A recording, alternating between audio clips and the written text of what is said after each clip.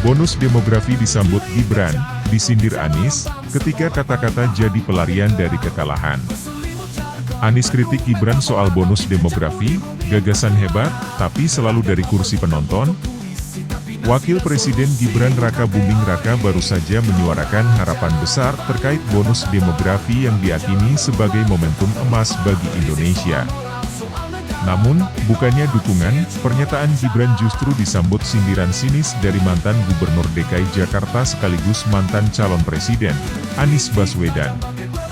Lewat akun Twitter pribadinya, Anies memaparkan sederet kekhawatiran tentang tekanan generasi muda, jurang antar generasi, hingga sistem birokrasi yang lamban. Namun publik bertanya-tanya, benarkah ini bentuk keprihatinan, atau hanya saluran baru bagi Anies untuk melampiaskan rasa tak terima karena kalah? Kritik gaya lama, kata-kata indah, aksi kosong. Anies kembali menunjukkan kemampuannya yang piawai dalam merangkai kalimat puitis nan menggugah. Sayangnya, seperti biasa, semua berhenti di tataran narasi. Retorika yang menggema, tetapi kosong ketika dicari bukti konkretnya. Ini bukan bonus, tapi beban, kata Anies. Tapi publik masih ingat, saat diberi amanah 5 tahun di Jakarta, bagaimana ia mengelola beban itu?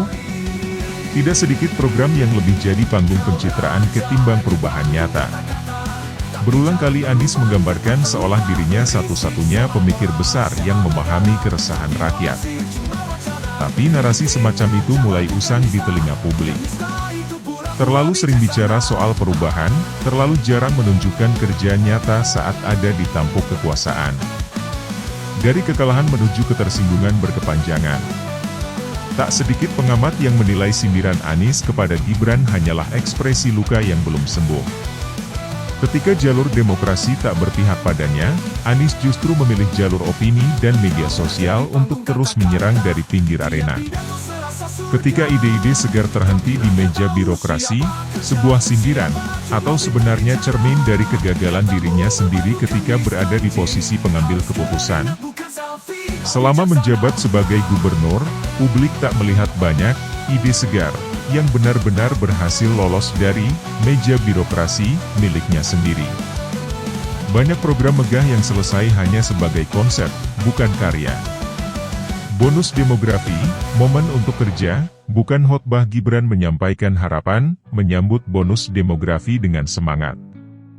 Tapi Anies justru memulai kalimatnya dengan tekanan, keresahan, dan pesimisme.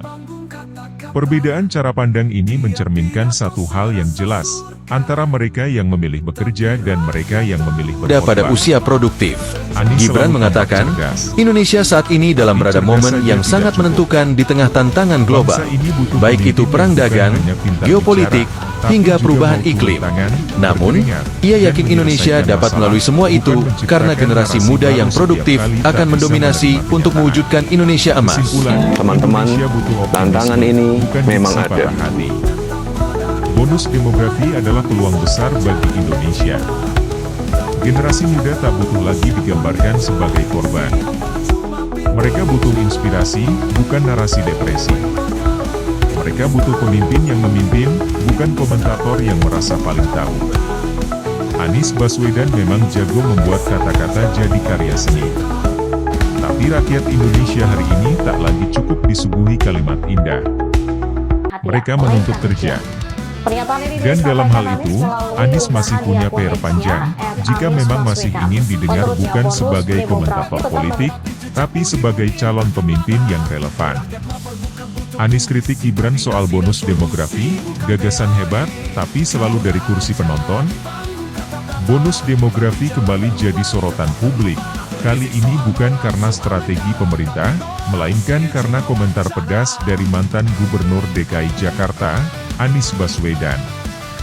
Lewat akun media sosialnya, Anies melontarkan kritik tajam terhadap optimisme Untuk yang masa depan disampaikan Indonesia, Wakil Presiden putra Gibran sulung Raka Joko Buming Widodo, Raka soal Jokowi, potensi besar itu mendorong generasi muda Indonesia. untuk menyiapkan diri, memiliki Namun, mimpi alih-alih besar, memberi solusi dan keberanian konkret, untuk membuat Anies terobosan. kembali tampil dengan Gibran juga retorika mengingatkan khasnya, bahwa indah generasi dikata, muda harus bisa kabur beradaptasi diaksi. dan menjadi tonggak kemajuan. Ini bukan bonus, Karena tapi beban, penentu kata di era Anies. kompetisi Suara saat ini kekhawatiran adalah atas tekanan bukan generasi siapa yang muda. paling kuat, Tapi siapa publik yang paling bertanya, cepat belajar, siapa yang selama ini cepat punya beradaptasi? panggung besar dan tak menuntaskan janji perubahan yang ia gaungkan sendiri? Anies dan gaya kritik dari luar lapangan. Tak sedikit yang melihat pernyataan Anies sebagai suara dari seseorang yang merasa selalu benar, bahkan setelah kalah dalam kontestasi demokrasi yang sah.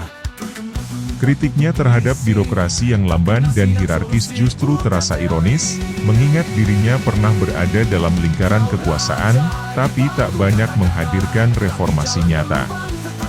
Anak muda disebut penopang kemajuan, tapi siapa yang menopang mereka? Tanya Anies.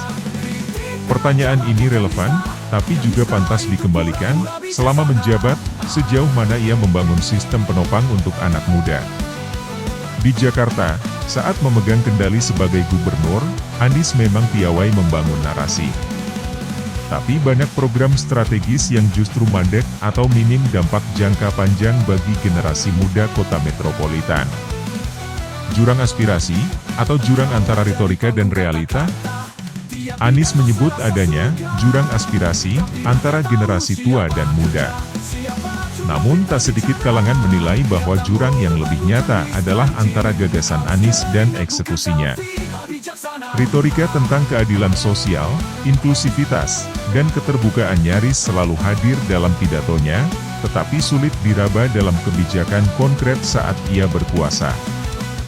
Dan kini, ketika ia tak lagi berada dalam kursi eksekutif, kritiknya kerap terdengar seperti gema dari seseorang yang enggan menerima kekalahan. Seseorang yang terus menganggap dirinya lebih visioner, tapi dunia tidak pernah cukup siap untuk kecerdasannya. Gibran optimis, Anies pesimis? Dalam kanal YouTube, Wapres Gibran menyampaikan harapan bahwa bonus demografi akan menjadi tumpuan lompatan bangsa. Gibran, dalam gaya komunikasinya yang lebih sederhana dan membumi, mencoba membangun semangat. Namun Anies memilih jalan berbeda, membalas dengan nada sinis. Ketika ide-ide segar terhenti di meja birokrasi, bukan hanya gagasan yang mati, tapi juga semangat untuk percaya, tulis Anies. Tapi publik juga bertanya, jika memang membawa ide segar, kenapa gagal membuktikan saat diberi amanah?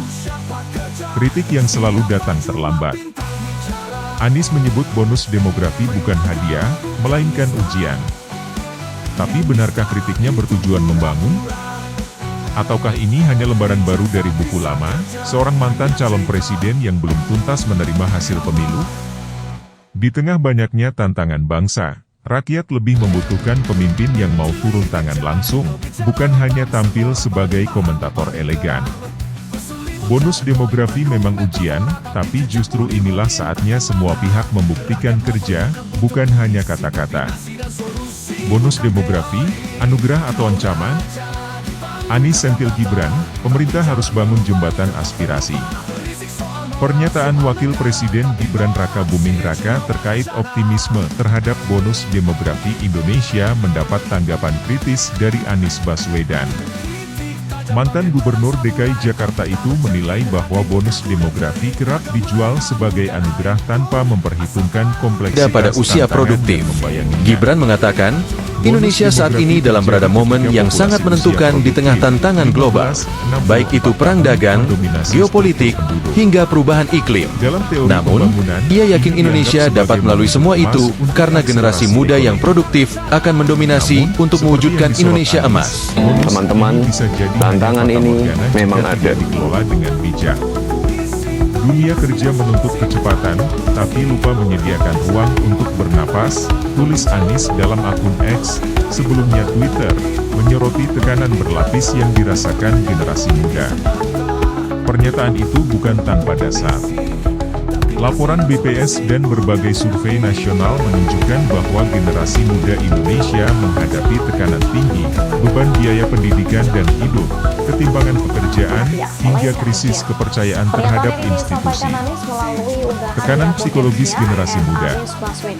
Studi dari Badan Riset dan Inovasi Nasional, BRIN, pada 2023 mencatat bahwa lebih dari 60% mahasiswa dan pekerja muda di kota besar mengalami stres kronis.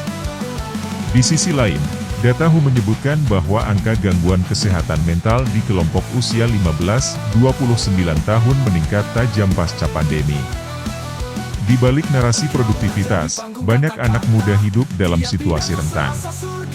Tuntutan untuk sukses Untuk muda masa depan tanpa Indonesia, dukungan sistemik putra membuat sulung bonus Joko Widodo, demografi berisiko Jokowi, berubah itu menjadi mendorong generasi beban muda demografi. untuk menyiapkan diri, memiliki Mereka mimpi disebut besar, sebagai penopang dan keberanian kemajuan, untuk membuat tapi terobosan. siapa yang menopang Gibran mereka? juga mengingatkan Sindir Anies bahwa dengan generasi aspirasi muda dan harus kultur bisa lama. beradaptasi dan menjadi Lebih tonggak tajam kemajuan. lagi, Anies Karena menggarisbawahi penentu adanya di era aspirasi kompetisi saat antara ini generasi adalah tua dan bukan generasi siapa muda. yang paling kuat, Kultur tapi birokrasi siapa yang paling hierarkis cepat dan belajar, tertutup dinilai cepat tidak beradaptasi. mampu menampung gagasan progresif dari generasi baru.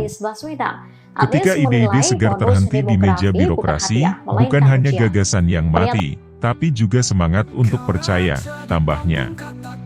Pernyataan ini mengisyaratkan kegagalan institusi negara dalam menjembatani perubahan zaman. Generasi muda yang melek teknologi dan lebih egaliter tidak menemukan tempat dalam sistem yang kaku dan lamban. Tantangan untuk pemerintah Gibran Prabowo. Optimisme Gibran soal bonus demografi perlu dibarengi dengan kebijakan nyata.